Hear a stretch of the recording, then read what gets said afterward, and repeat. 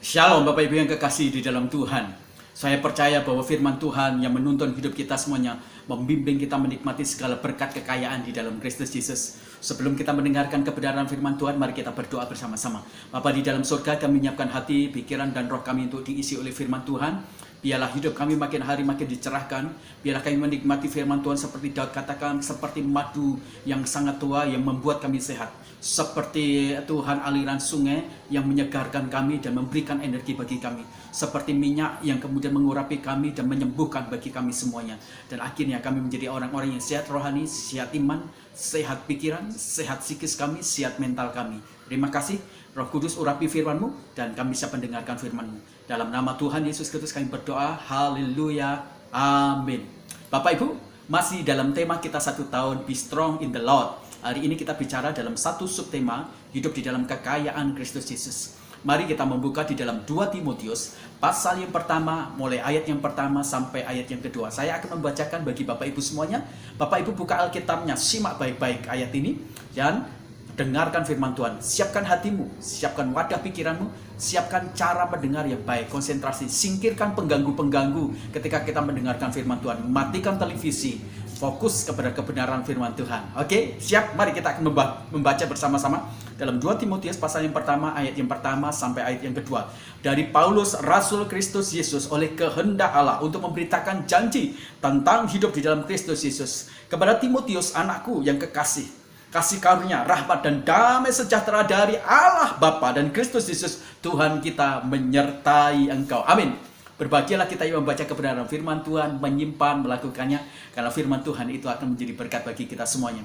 Bapak Ibu yang kekasih dalam Tuhan, tidak dapat dipungkiri bahwa beberapa orang-orang, baik itu orang-orang businessman, orang-orang yang memiliki perusahaan, mereka mengalami kekolepan luar biasa. Dan situasi ini membuat mereka mengalami gejolak yang luar biasa dalam mental, jiwa, roh, dan pikirannya. Bapak Ibu, ada begitu banyak orang-orang yang mengalami keputusasaan imbas dari COVID-19 ini.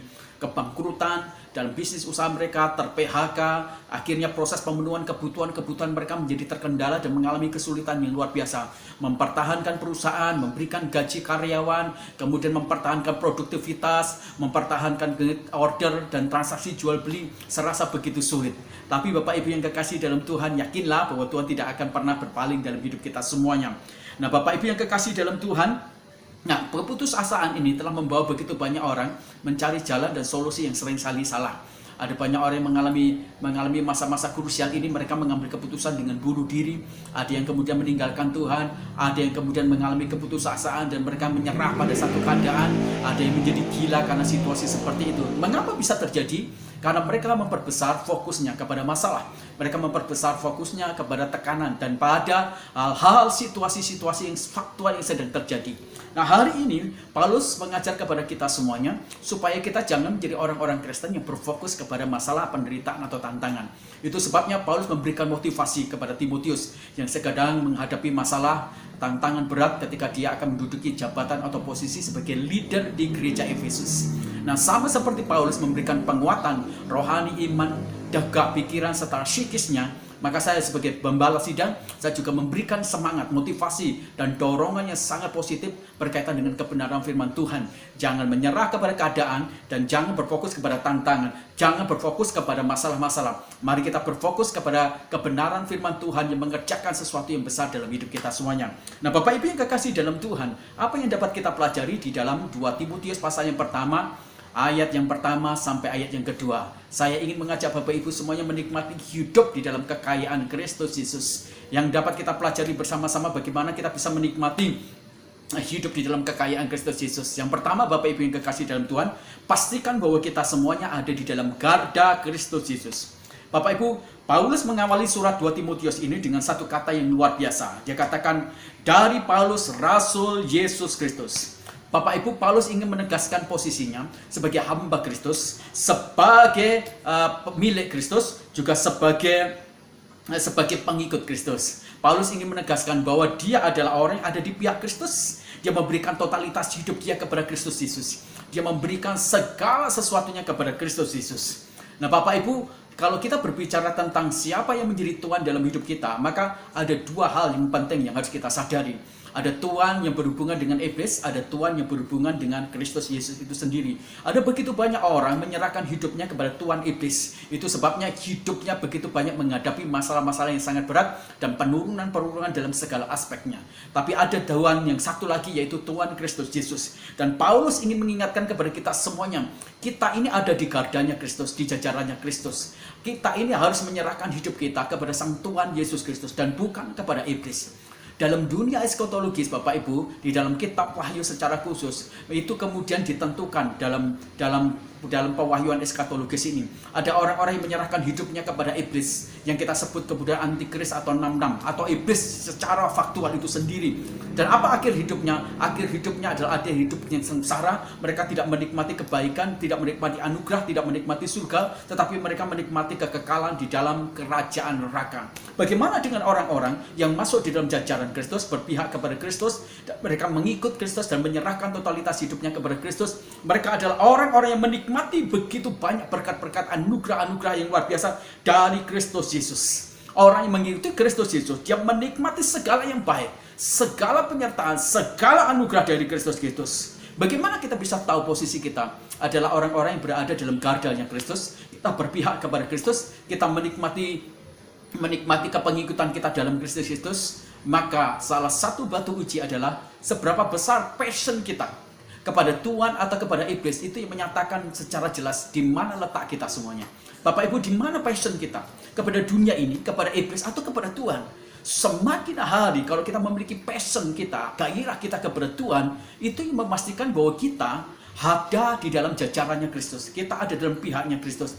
Kita menerima anugerah Kristus Yesus. Kita berada dalam kepengikutan kepada Kristus. Tapi kalau passion kita kepada dunia lebih besar, passion kita kepada kejahatan, kepada keburukan lebih besar, berarti kita memastikan diri kita ada di dalam gardanya iblis, ada dalam gardanya kuasa kegelapan. Dan itu yang akan menyengsarakan hidup kita semuanya. Siapa yang memberikan alokasi waktunya lebih banyak, maka disitulah yang akan menempatkan posisi yang mengambil tuan atas hidup kita, tuan atas masa depan, tuan atas pikiran kita, tuan atas hati kita, tuan atas perilaku kita. Semakin banyak kita mengalokasikan waktu untuk Tuhan, berarti kita memberikan seluruh totalitas hidup kita, waktu kita, kekuatan kita, hikmat kita, kemampuan dan potensi kita kepada Tuhan. Dan ketika potensi kita berikan kepada Tuhan, maka kita akan menikmati apa yang ada di dalam kekayaan Kristus Yesus.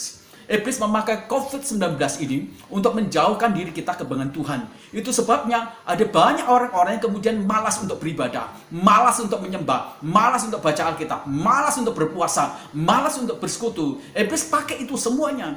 Kita sudah tidak beribadah lama secara on-site, Bapak Ibu yang kekasih dalam Tuhan. Dan itu yang seringkali membuat kita malas untuk beribadah, malas untuk bertemu, malas untuk berdoa. Itu menjadi satu hal tanda bahwa iblis telah menjauhkan kita dari Tuhan Allah kita semuanya. Nah, bagaimana dengan Tuhan? Tuhan memakai COVID ini untuk membawa kita makin hari makin bergantung, makin bersandar, makin dekat, makin mencari Dia, makin baca Alkitab, makin merenungkan firman, makin dekat dengan Dia, makin berdoa, makin berpuasa. Itu yang dipakai oleh Tuhan. Semakin kita ingin menikmati kekayaan dari Tuhan, semakin kita ingin melakukan diri kita, menaklukkan diri kita, menyerahkan diri kita dalam pengikutan kepada Kristus Yesus Tuhan Allah kita. Bapak Ibu, jangan sampai kita dibawa menjauh dari hubungan kita dengan Tuhan. Jangan sampai kita dibawa jauh dari Alkitab. Jangan sampai kita dibawa jauh dari doa kita. Jangan sampai kita dibawa jauh dari perenungan-perenungan kita akan firman Tuhan. Berarti itu yang akan memastikan posisi kita tidak dalam Tuhan, tapi dalam kuasa kegelapan, dalam kendali kuasa kegelapan. Jangan sampai, Bapak Ibu yang kekasih dalam Tuhan. Bapak Ibu, dalam Kejadian ada Bani Korah, Datan dan Abiram. Mereka tidak berpihak kepada Tuhan, tapi mereka berpihak kepada sesuatu yang berkaitan dengan kejahatan. Apa yang terjadi? Bumi menelan mereka semuanya. Jangan sampai kita berpihak. Yudas berpihak kepada kuasa kegelapan. Akhirnya dia menyerahkan Yesus, dan akhirnya Yesus mati. Apa ujung dari kehidupannya? Akhirnya dia bunuh diri, dan kemudian dia menjadi pribadi dalam pemahaman iman Kristen. Dia menjadi tidak selamat. Bapak Ibu terkasih dalam Tuhan, mari kita menjadi seperti Yosua. Di akhir pelayanannya, dia berkata kepada bangsa Israel, silakan putuskan kepada kamu semuanya, kamu mau beribadah kepada Tuhan Allah kepada Tuhan Allahmu atau kepada Allah orang Amori dan Kanaan. Tapi aku dan seluruh keluargaku, aku menyerahkan diriku untuk beribadah kepada Tuhan, membudakkan diriku kepada Tuhan, menjadi hamba Tuhan, mengikut Dia, menyembah Dia, memuji Dia, mengagungkan Dia. Ini adalah satu keputusan yang sangat benar, Bapak Ibu yang kekasih dalam Tuhan.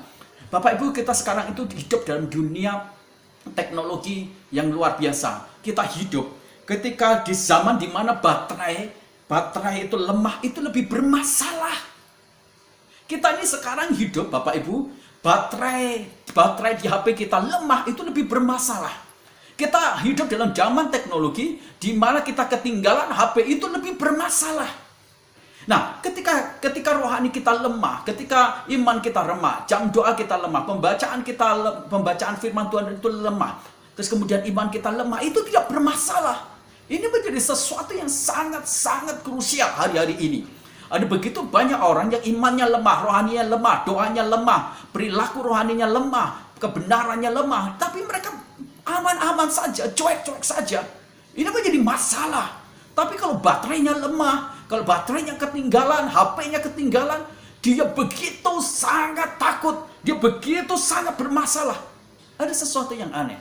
Saya berharap kita semuanya menjadi orang yang beraliansi dengan Tuhan. Kita berpihak kepada Tuhan, kita menjadi pengikut. Nikmati kekayaan Allah di dalam Kristus Yesus dengan cara memastikan bahwa kita ada di jajaran Kristus, berpihak kepada Kristus. Kita kemudian hidup dekat dengan Kristus. Bapak Ibu yang kekasih dalam Tuhan. Di dalam 1 Timotius pasal 4 ayat 8 katakan demikian. Latihan badani itu terbatas gunanya, tetapi ibadah itu berguna dalam segala hal. Karena mengandung janji untuk hidup ini maupun untuk hidup yang akan datang. Bapak Ibu ingat baik, apapun kegiatanmu, ingat kegiatanmu, entah itu kegiatan yang berkaitan dengan olahraga, entah itu kegiatan yang berkaitan dengan sekolah, entah itu kegiatan yang berhubungan dengan kerja, itu hanya sangat berguna sekali. Tetapi berguna untuk apa? Ya berguna, berfaedah terbatas, hanya untuk waktu kita di dalam dunia ini. Setelah itu tidak memberikan jaminan. Tetapi ibadah, keperibadahan kita, pengikutan kita menjadi budaknya Tuhan, melayani Tuhan, percaya kepada Tuhan, itu menjadi sesuatu yang tak terbatas gunanya. Bahkan di dalam dunia kekekalan, itu sangat menguntungkan bagi kita semuanya. Maka pastikan diri kita berada dalam gardanya Kristus, jajarannya Kristus, berpihak kepada Kristus, mengikut Kristus. Yang kedua, apa yang dapat kita pelajari dari 2 Timotius pasal yang pertama ayat 1 dan 2 ini berhubungan dengan hidup di dalam kekayaan Kristus Yesus. Yang kedua adalah pastikan bahwa hidup kita semuanya di bawah janji kehidupan Kristus. Ada 3 manusia Bapak Ibu yang kekasih di dalam Tuhan kalau kita menyinggung berhubungan dengan masa-masa COVID ini semuanya. Satu adalah orang-orang yang berfokus kepada kesehatan. Nah, dunia sekarang ini Bapak Ibu yang kekasih dalam Tuhan, karena COVID ini, maka orang mulai berbondong-bondong, mereka berkonsentrasi menyiapkan kekuatan kesehatan. Mereka menyiapkan imun, mereka beli obat-obatan, mereka beli rempah-rempah, mereka berusaha makan dengan makanan yang bergizi. Pokoknya yang berhubungan dengan kesehatan mereka kerja luar biasa. Tapi pertanyaannya adalah, apakah dengan kesehatan itu bisa memastikan bahwa kita tetap tidak akan mati? Ternyata orang-orang yang menjaga kesehatannya justru cenderung mengalami imun yang lemah dan mereka menghadapi masalah. Lihat Bapak Ibu, banyak orang-orang yang mati di dalam COVID adalah orang-orang yang menjaga kesehatannya secara primer luar biasa, secara begitu luar biasa tingkat penjagaannya. Tapi mereka mati. Bapak Ibu, ada seorang konglomerat yang memiliki anak yang dijaga kesehatannya luar biasa. Tapi akhirnya ternyata mereka punya sakit penyakit dan uang yang ada dalam diri dia, kesehatan yang dijaga sedemikian rupa, tidak memberikan satu jaminan garansi bahwa mereka tidak akan mati atau tidak terkena penyakit. Ada 2 golongan yang kedua, yaitu orang-orang yang berfokus kepada kerja. Hari ini kan susah cari uang gara-gara COVID ini. Maka orang cari duit, fokusnya cari duit. Tapi apa yang terjadi? Begitu mereka semua cari duit, uang itu mapan, apa yang terjadi? Ternyata mereka tidak menikmati. Dan ternyata keuangan yang sangat cukup dan bahkan lebih tidak memberikan sebuah garansi bahwa mereka tidak akan mati. Atau mereka tidak terjangkit dari COVID. Ada banyak orang yang bekerja begitu keras dan akhirnya mereka kena COVID dan mati juga. Bapak Ibu, ada orang di dalam Alkitab digambarkan seorang bisnismen yang luar biasa dan bisa membuka satu lahan-lahan lagi baru, usaha-usaha yang baru lagi. Tapi Tuhan berkata, hai orang kaya yang bodoh, kalau kau mengumpulkan harta kerja keras gini, apa gunanya kalau nyawamu sekarang aku angkat?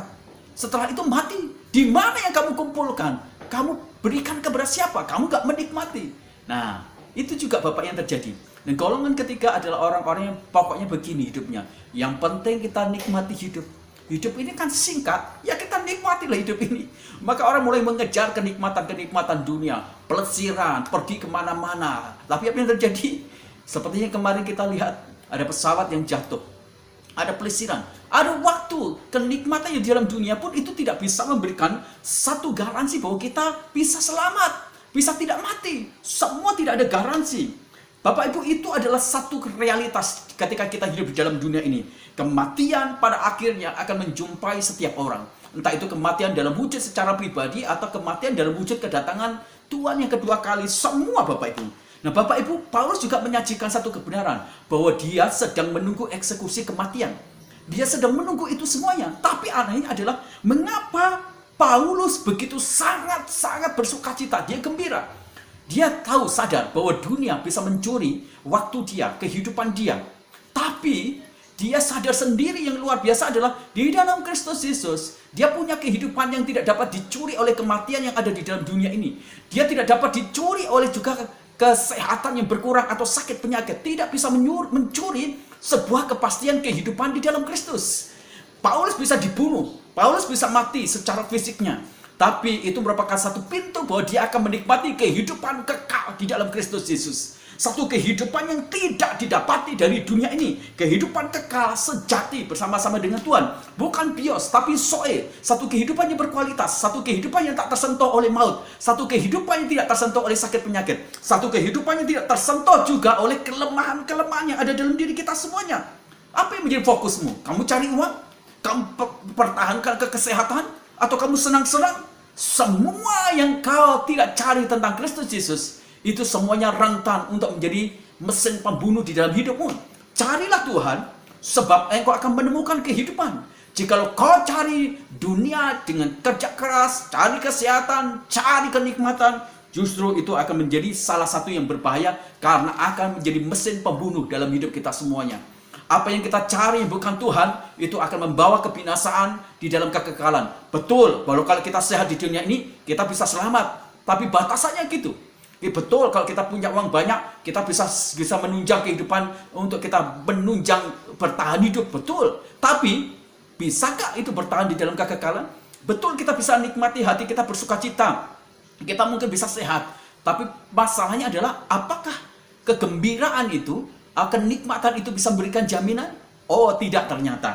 Para tokoh iman di dalam perjanjian baru, dalam Ibrani dikatakan mereka adalah orang-orang yang bertahan di dalam pengharapan, dalam penderitaan, dalam tantangan mereka semuanya. Mereka menikmati segala sesuatu yang tidak mereka dapatkan. Kenapa? Kenapa? Karena mereka tahu bahwa janji Allah, kehidupan yang janji Allah itu lebih hebat dibandingkan dengan segala kehidupan yang ada di dalam dunia ini. Dalam Kisah Rasul pasal yang kedua ayat 39 katakan demikian. Sebab bagi kamulah janji itu, dan bagi anak-anakmu, dan bagi orang yang masih jauh, yaitu sebanyak yang akan dipanggil oleh Tuhan Allah kita. Jadi Tuhan memberikan janji itu bukan hanya pada masa lampau, tapi juga pada kita semuanya, pada keturunan kita. Di dalam 2 Korintus pasal 1 ayat 20 dikatakan demikian. Sebab Kristus adalah ya bagi semua janji Allah. Itulah sebabnya oleh Dia kita mengatakan amin, untuk memuliakan Allah. Jadi Bapak Ibu yang kekasih dalam Tuhan, pada waktu kita hidup di dalam kekayaan Kristus, itu hanya bisa dipastikan ketika kita benar-benar, Bapak Ibu, hidup di bawah janji dari kehidupan Kristus itu sendiri. Maka mari kita hidup di bawah janji itu semuanya. Jangan fokus kepada penderitaan, jangan mencari sesuatu yang bukan kehidupan, jangan cari kematian, carilah kehidupan. Hanya ketika kita mengejar kehidupan, kita akan hidup. Jikalau kita mengejar sesuatu yang fana, kita akan hanya menemukan kematian. Kalau kita mengejar dunia, kita hanya akan menemukan kefanaan dan kematian. Kalau kita mengejar Tuhan yang hidup, kita akan menemukan hidup, dan bukan hanya hidup di dalam dunia ini, tapi hidup di dalam kekekalan. Dan yang terakhir, Bapak Ibu yang kekasih di dalam Tuhan, apa yang dapat kita pelajari dari 2 Timotius pasal yang pertama ayat 1 dan 2 ini berhubungan dengan kehidupan kekayaan di dalam Kristus Yesus. Yang ketiga, pastikan bahwa hidup kita di dalam penyertaan berkat Kristus. Bapak Ibu yang kekasih di dalam Tuhan, Paulus berkata kepada kita semuanya, kiranya kiranya kasih karunia, rahmat, dan damai sejahtera dari Kristus Yesus menyertai kamu. Ini menjadi satu hal pondasi dan penerangan penjelasan bahwa Paulus memastikan bahwa kita semuanya hidup di bawah penyertaan berkat Kristus semuanya. Memasuki tahun 2021 ini Bapak Ibu, banyak bisnismen dan beberapa orang yang bergelut dalam bidang-bidang bisnis mereka atau dalam bidang-bidang apapun juga, mereka meminta pertolongan dan minta didampingi oleh konsultan-konsultan yang memiliki kemampuan di dalam prediksi-prediksi untuk dijadikan penolong ketika mereka memberikan advis, nasihat, dan instruksi bagi mereka semuanya. Tapi lihat baik-baik bagaimana Paulus menegaskan lagi, kasih karunia, rahmat, damai sejahtera dari Allah Bapa Kristus Yesus Tuhan menyertai kita semuanya. Bapak Ibu perhatikan, Bapak Ibu semua orang butuh didampingi, disertai oleh konsultan, tapi semua itu bersifat terbatas. Paulus ingin mengarahkan kita semuanya kepada satu konsultan kehidupan, satu konsultan masa depan, satu konsultan damai sejahtera, satu konsultan yang berhubungan dengan kebahagiaan, satu konsultan yang berhubungan dengan segala sesuatu yang baik di hidup kita semuanya. Apa itu? Yaitu berkat dari Kristus Yesus. Di sana ada kasih karunia, di sana ada rahmat, di sana ada berkat penyertaan Tuhan, janji dari Allah yang menyertai kita semuanya. Itu menjadi sesuatu yang luar biasa, Bapak Ibu yang kasih dalam Tuhan. Tuh, Bapak Ibu yang kekasih dalam Tuhan, penyertaan Tuhan itu menjadi sesuatu yang pasti dalam hidup kita semuanya. Disertai oleh Tuhan itu jauh lebih penting daripada kita memiliki harta benda tapi tidak ada Tuhan. Disertai Tuhan itu jauh lebih penting daripada kita sehat tetapi tidak ada Tuhan dalam hidup kita semuanya. Disertai Tuhan itu jauh lebih penting daripada kita menikmati segala sesuatu yang ada di dalam dunia ini tapi kita tidak ada Tuhan. Maka disertai Tuhan itu menjadi sesuatu yang penting bagi kita semuanya. Nah, kalau kita disertai oleh Tuhan, maka kita tidak hanya disertai, di sana ada berkat-berkat dalam kekayaan Kristus yang menyertai kita. Yang pertama berbicara tentang kasih karunia, kekayaan kasih karunia. Apa itu kasih karunia? Sesuatu yang tidak pantas yang Tuhan berikan dalam hidup kita semuanya. Tapi Bapak Ibu, kalau kita bicara tentang kasih karunia, itu hanya berbicara juga berhubungan secara kuat, berhubungan dengan apa? Kemampuan atau pertumbuhan karunia-karunia apa? Karakter-karakter Kristus, buah-buah roh di dalam diri kita semuanya. Kita membutuhkan penyertaan berkat kasih karunia dari Tuhan. Apa itu pentingnya? Begini Bapak Ibu. Kalau Bapak Ibu menghadapi masalah-masalah berkaitan dengan hati, dilukai, difitnah, atau Bapak Ibu menghadapi kebencian, kita butuh kasih karunia untuk kita bisa mengampuni. Kita butuh kasih karunia untuk kita bisa mendoakan. Kita butuh kasih karunia untuk kita bisa memberkati orang-orang yang berlaku buruk dalam hidup kita semuanya. Maka kasih karunia itu memberikan kekayaan bagi kita semuanya bertumbuh menjadi orang Kristen yang berkarakter baik. Kita butuh disertai kasih karunia ini. Kalau kita menjadi orang Kristen yang bebas dari hal-hal yang buruk, dari kebencian, dari amarah, dari dendam, dari pertikaian, dari segala sesuatu yang buruk, pasti bahwa hidup kita tenang, hidup kita pasti bahagia. Kalau hidup kita pasti bahagia, kita menikmati segala sesuatu yang baik yang datang dari Tuhan. Nah, bukan hanya itu, di sana ada rahmat. Rahmat itu berbicara tentang hal-hal yang berhubungan dengan apa? Berhubungan dengan keselamatan. Rahmat itu berbicara tentang kepastian bahwa kita diampuni dosa kita. Kita diampuni segala pelanggaran kita semuanya. Kita dipastikan menjadi anak Allah. Kita dipastikan menjadi anak kebenaran. Kita menjadi waris surga. Itu ada berkayaan berkat dari penyertaan Kristus yang berhubungan dengan rahmat. Apalagi damai sejahtera. Itu berbicara tentang bagaimana psikis kita menyaman dalam kondisi badai berat apapun juga yang besar. Kita memastikan dalam kasih karunia damai sejahtera Allah kita tetap tenang dan nyaman, Bapak Ibu. Itu luar biasa. Bagaimana Paulus, dia begitu damai sejahtera walaupun berada dalam satu tekanan psikis, tekanan moral, tekanan faktual, penderitaan secara fisik juga. Waktu dia di penjara bawah tanah, waktu dia sebentar lagi dieksekusi, dia begitu tenang dan damai sejahtera. Itu menjadi sesuatu yang penting dalam hidup kita semuanya. Maka biarlah hidup kita dipastikan disertai dengan segala berkat kekayaan di dalam Kristus Yesus. Bapak Ibu yang kekasih dalam Tuhan, ketika Tuhan berbicara kepada Musa, aku tidak akan lagi menyertai bangsa Israel. Aku utus malaikatku saja yang menyertai mereka. Apa yang dikatakan Musa? Tuhan, jikalau engkau tidak menyertai bangsa Israel, maka aku tidak mau memimpin bangsa Israel. Lebih baik aku tidak menjadi leader mereka semuanya. Aku mau berjalan, aku mau melakukan perintahmu kalau engkau menyertai.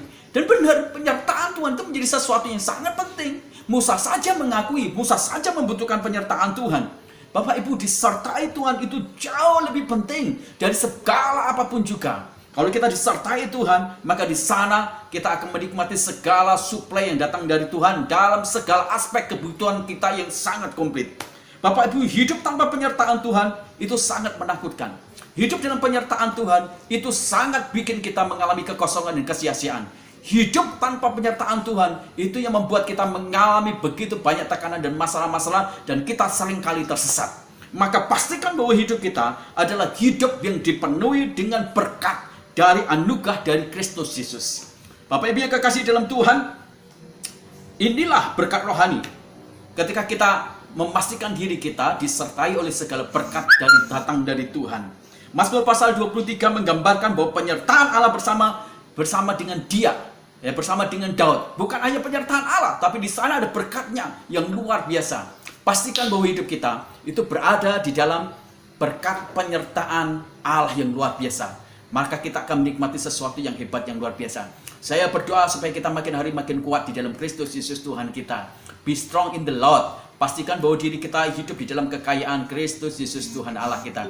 Tuhan memberkati kita semuanya. Mari kita berdoa. Bapa di dalam surga, kami berterima kasih untuk firman-Mu. Kami dikuatkan, diteguhkan lagi. Sekalipun tantangan ke depan itu makin hari makin kuat Tuhan, makin sulit. Tapi kami tahu bahwa penyertaan Tuhan dalam segala berkat itu memastikan kami semuanya. Kekayaan dalam Kristus itu menyuplai kami semuanya dan memastikan kami terpelihara, aman, dan betul-betul Tuhan tercukupi dalam segala kebutuhan-kebutuhan kami dalam segala aspeknya. Terima kasih Tuhan. Hari ini kami berdoa secara khusus Tuhan untuk bangsa dan negara kami. Engkau memberkati bangsa negara kami. Terima kasih untuk vaksinisasi bagi para petinggi-petinggi, juga para dokter dan kesehatan. Tuhan memberkati supaya mereka semuanya makin hari makin sehat. Kami berdoa untuk COVID, Tuhan vaksinasi selanjutnya Tuhan memberkati supaya tidak ada chaos dan semua berjalan dengan baik. Kami matakan orang-orang yang jahat yang berusaha memakai isu-isu ini semuanya untuk menghancurkan, bikin hoax dan merusak dan bikin chaos. Kami patahkan, kami hancurkan dalam nama Tuhan Yesus. Tuhan memberkati bangsa negara kami supaya banyak jiwa-jiwa yang bertobat, banyak jiwa-jiwa yang mengasihi Tuhan. Berdoa untuk Presiden kami Jokowi, berikan kekuatan kesehatan, berikan takut akan Tuhan, dan biar dia menjadi pemimpin yang adil dan mengambil keputusan-keputusan yang berpihak kepada seluruh keberadaan elemen bangsa kami ini. Tuhan Engkau memberkati. Kami berdoa secara khusus juga Tuhan untuk saudara-saudara kami, para dokter, perawat. Tuhan Engkau memberkati dan lindungi mereka. Berdoa untuk orang yang terjangkit COVID-19, Engkau jamah, Engkau sembuhkan dalam nama Tuhan Yesus. Tuhan memberkati secara khusus juga Tuhan untuk kota yang kami cintai. Engkau berkati ekonomi di kota kami Tuhan. Engkau berkati agrobisnis, agrowisata, perhotelan, niaga, perikanan, pertanian, peternakan, dan Tuhan hal-hal yang lain di ekonomi yang di kota kami. Tuhan berkati secara ajaib luar biasa. Engkau berkati pemimpin di kota kami, baik itu bupati, baik itu camat, kepala desa, kepala kelurahan, juga RW, RT. Tuhan Engkau memberkati supaya mereka semuanya mengayomi. Kami berdoa untuk gereja-gereja di Cipanas supaya makin bersatu dan akhirnya gereja benar-benar menjadi satu. Tuhan, perpanjangan tangan, anugerah dan kuasa Tuhan disertakan di kota kami ini. Berkati supaya gereja makin hari makin bersatu. Kami berdoa juga Tuhan untuk mitra-mitra kami, sponsor-sponsor kami yang memberkati gereja kami yang tak pernah berhenti. Kami berdoa untuk Tuhan bisnis mereka, usaha mereka, Tuhan Engkau bangkitkan, beri hikmat marifat supaya mereka semuanya Tuhan bisa keluar dari kungkungan masalah-masalah ini dan mereka menjadi makin membangun bisnisnya makin kuat lagi. Memberkati kekuatan kesehatan mereka, memberkati keluarga mereka, memberkati kebahagiaan mereka, dan berkati iman dan rohani pelayanan mereka dalam nama Tuhan Yesus. Kami berdoa Tuhan untuk seseorang yang sudah bernazar untuk membangun gereja bagi kami. Kami memberkati bisnisnya. Tuhan, apa saja yang dikerjakan dalam bisnisnya, entah itu properti, entah bisnis apapun juga, dalam nama Tuhan Yesus Engkau memberkati berlipat kali ganda. Tangan Tuhan menyertainya. Berkati keluarganya, berkati usahanya, kekuatan kesehatannya. Tuhan memberkati Tuhan. Terima kasih. Ayo memberkati jemaat kami yang memiliki pergumulan di bidang ekonomi. Tuhan Engkau jamah, Engkau memberkati dengan ajaib luar biasa. Usaha-usaha mereka Tuhan Engkau campur tangan. Yang ter-PHK Tuhan Engkau melindungi, memberikan sebuah pekerjaan yang tetap. Tuhan, terima kasih. Kami berdoa juga untuk jemaat-jemaat kami yang mengalami sakit penyakit. Engkau jamah, Engkau sembuhkan. Kami berdoa untuk pergumulan dari jemaat-jemaat kami, ya Tuhan, dan berkaitan dengan masalah-masalah rumah tangga mereka, anak-anak mereka, sekolah anak-anak mereka. Tuhan Engkau campur tangan, Engkau memberkati. Kami berdoa untuk anak remaja ke sekolah minggu kami. Tuhan Engkau campur tangan, Engkau memberkati. Lansia juga di jemaat kami berkati secara ajaib luar biasa. Kami berdoa juga secara khusus Tuhan untuk pertumbuhan karakter iman rohani kami semua termasuk jemaat kami. Tuhan Engkau campur tangan, berkati. Terima kasih. Akhirnya kiranya berkat rohani, berkat jasmani menyertai kami semuanya. Keluarga yang kasih dalam Tuhan, angkat kedua tanganmu dan terimalah berkat Tuhan. Kasih sayang dari Allah Bapa kita lewat anaknya Tuhan Yesus Kristus yang menyelamatkan kita dan menebus dari segala kutuk kita semuanya. Persekutuan dengan Roh Kudus yang menguduskan kita dari hari ke hari sehingga kita tidak bercacat celah dalam tubuh jiwa roh kita semuanya. Itulah sebabnya Tuhan memberkati keluargamu, Tuhan memberkati suami, istri dan anak-anakmu. Semua orang yang tinggal dalam keluargamu diberkati lewat Kristus Yesus dalam dirimu. Tuhan memberkati usahamu, apa saja yang dikerjakan oleh kedua tanganmu diberkati oleh karena Tuhan. Tuhan memberkati masa depanmu dan masa depan keturunan. Tuhan memberkati keluar masukmu, kau akan menemukan pintu berkat Tuhan saja. Tuhan memberkati juga kesehatanmu. Akhirnya pulanglah dengan berkat rohani, berkat jasmani, bagikan kepada orang lain supaya mereka semuanya bisa melihat kesaksian yang hidup sebagai surat-surat Kristus di dalam hidupmu. Tuhan memberkati engkau dan beritakanlah Injil, maka Tuhan akan menyatakan tanda-tanda ajaib dalam hidupmu. Dalam nama Tuhan Yesus Kristus kami berdoa, haleluya, amin. Tuhan Yesus memberkati kita semuanya. Amin.